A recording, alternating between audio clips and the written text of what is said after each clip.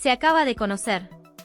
Estas medidas que te vamos a contar ahora impactan directo en el bolsillo de todos los jubilados, pensionados y titulares de pensiones no contributivas. Según indicó Clara Salguero, hay novedades muy importantes sobre los pagos pendientes septiembre. También se responderán las dudas y comunicarán las modificaciones recientes, que confirmó Capital Humano y ANSES.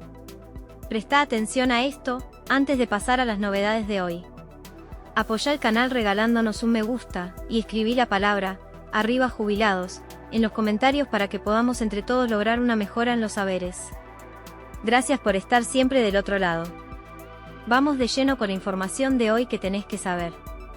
Tiene que ver con los topes salariales y los topes de jubilaciones que son necesarios, ya lo están viendo en placa, que son necesarios para poder acceder a pagos adicionales en el mes de septiembre. Esto va cambiando todos los meses, por eso es una información de alguna manera tan solicitada. Salario del grupo familiar para acceder a asignaciones familiares, las que se pagan por única vez y las que se pagan en forma mensual, 6.314.897 pesos.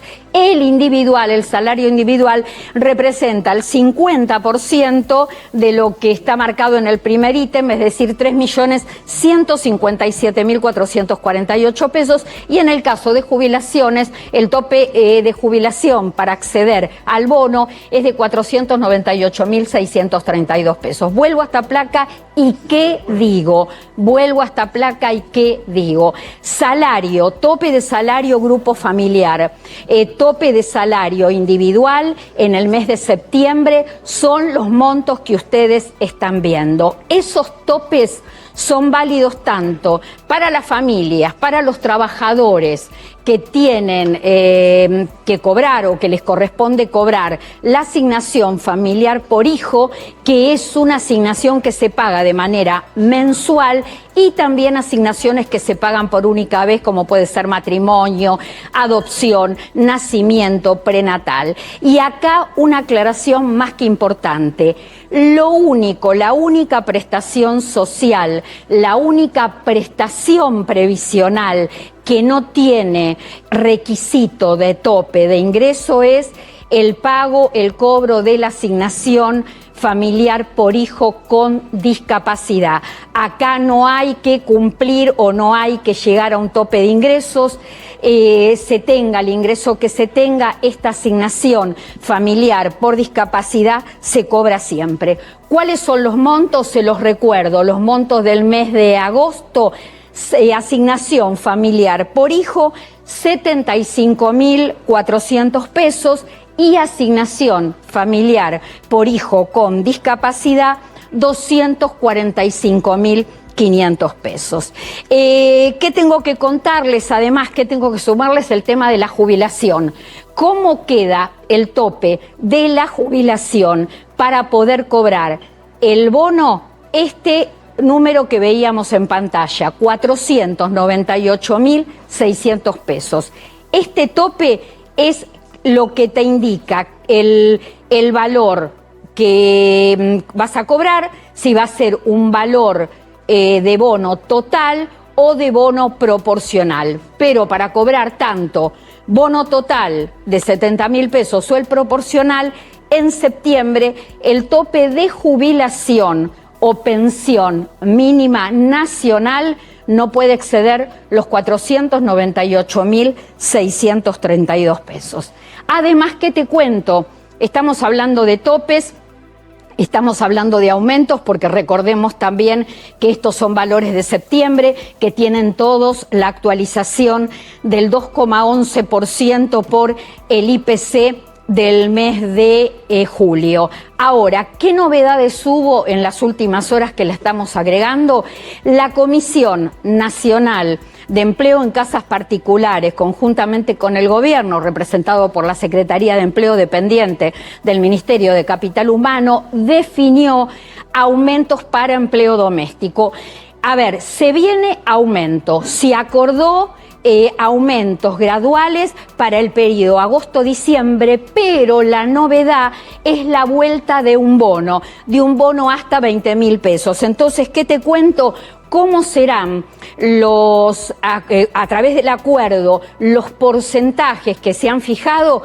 Agosto un incremento del 1,9%, septiembre un incremento del 1,8%, octubre un incremento de 1,7% y noviembre y diciembre se aplicará cada mes una actualización del 1,6%. Pero en particular en el mes de agosto, que es donde se aplica el primer escalafón de ingresos de actualización del 1,9%, se va a pagar un bono de hasta 20.000 pesos. Parte de 8.000 pesos, el piso es 8.000 pesos, el techo es 20.000 pesos de acuerdo a las horas trabajadas en empleo doméstico. A aquel empleo doméstico que se desempeña hasta 12 horas semanales va a cobrar un bono de 8.000 pesos, entre 12 y 16 horas semanales un bono de 11.500 pesos y y más de 16 horas un bono de 20.000 pesos. Este bono y todos los aumentos que acabo de mencionar en el periodo agosto-diciembre alcanza a todas las actividades de empleo doméstico. Estamos hablando de las 5 actividades que están dentro del empleo en casas particulares y además se mantiene el 1% de antigüedad por año trabajado y además el plus por zona desfavorable del 31%.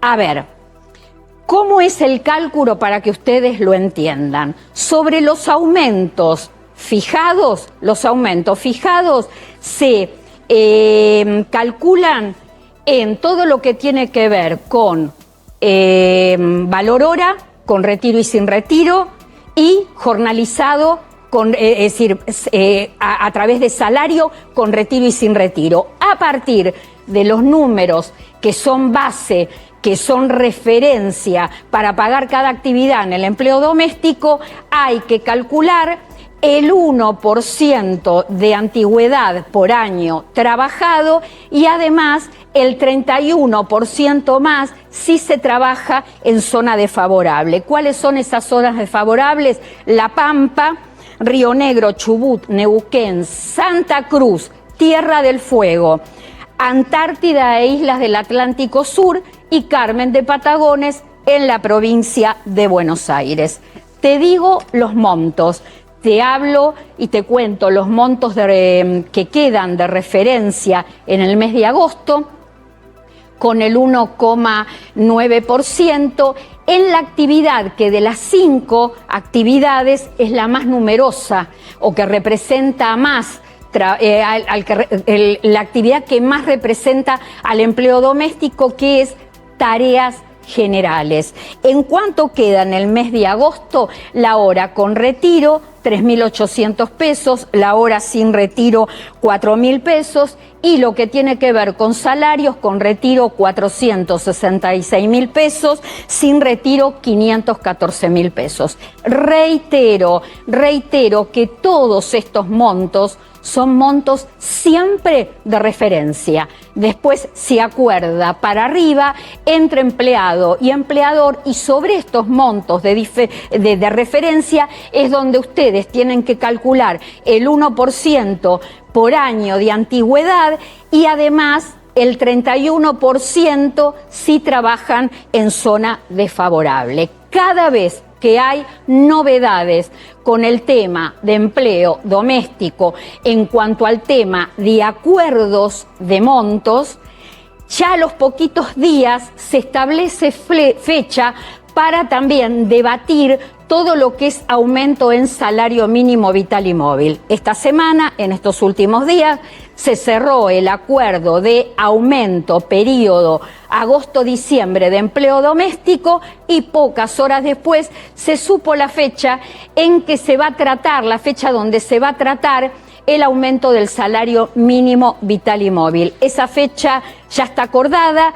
Va a ser el 28 de agosto a las 10 de la mañana, donde se va a establecer entre el gobierno y representantes del sector el acuerdo por salario mínimo. Y acá un dato muy pequeño, cuando tengamos un dato, pero lo vamos a analizar en profundidad cuando tengamos los nuevos valores del salario mínimo vital y móvil. ¿Cómo se encuentra el salario? ¿Cómo llega el salario mínimo vital y móvil al día 28 de agosto, que se acuerdan los nuevos aumentos?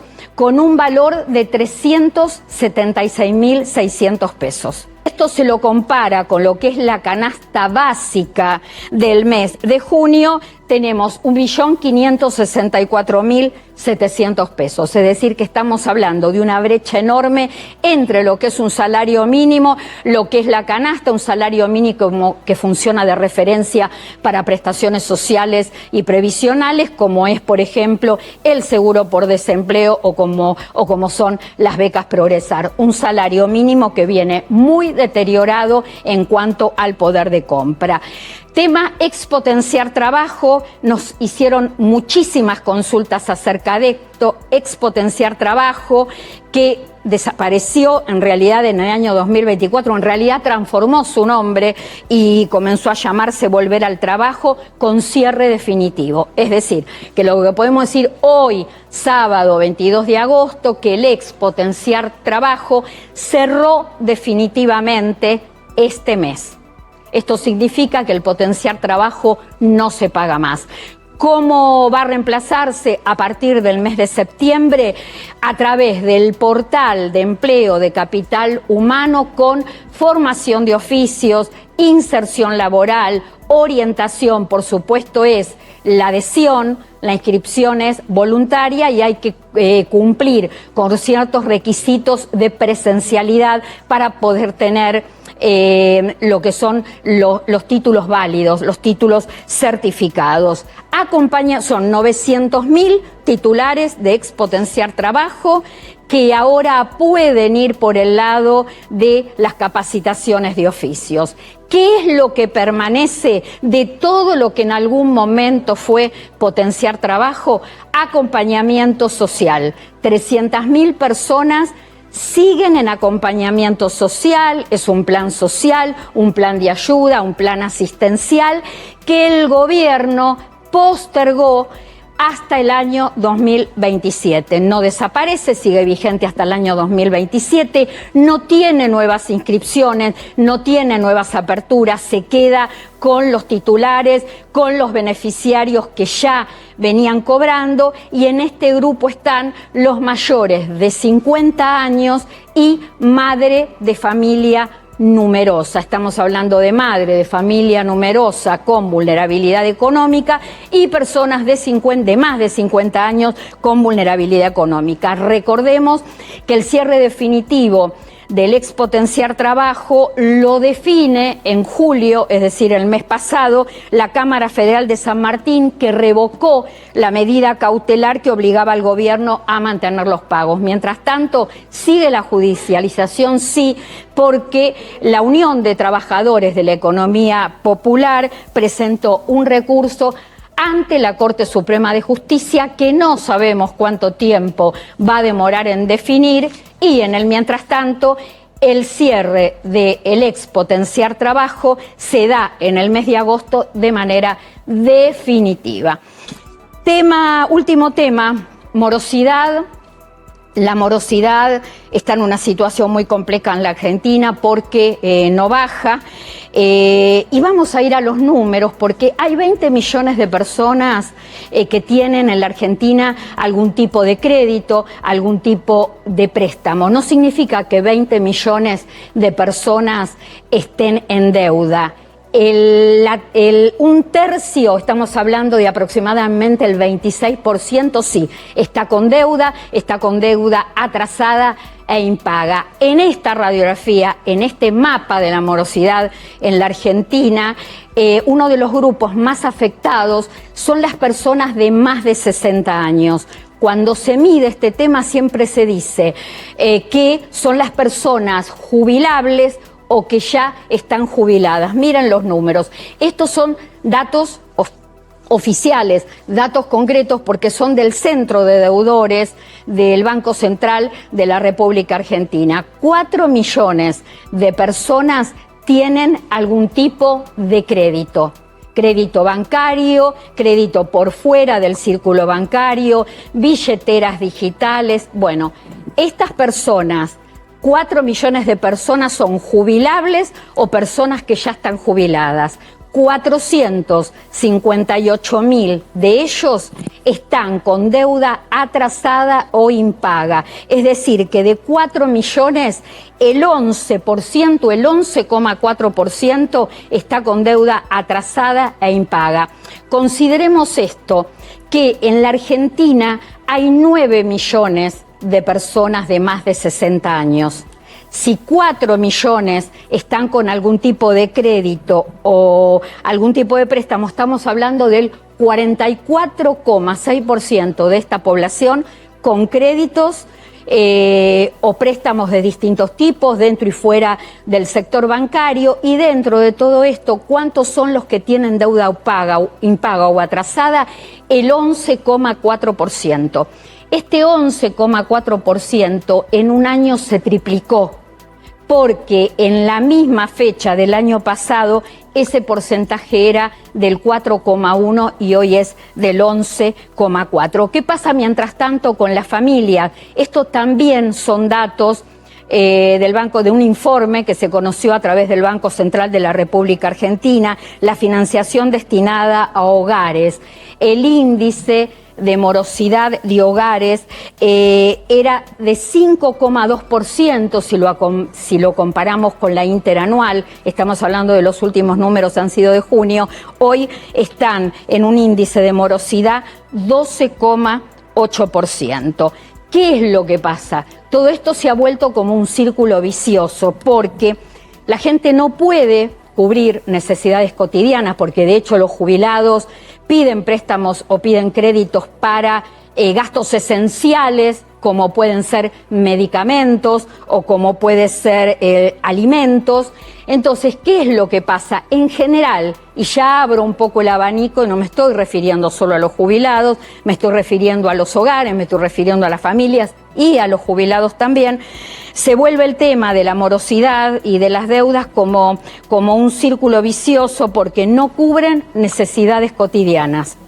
Terminan recurriendo a veces en la desesperación en el crédito no bancario o utilizan mecanismos o caminos donde las tasas se vuelven usurarias.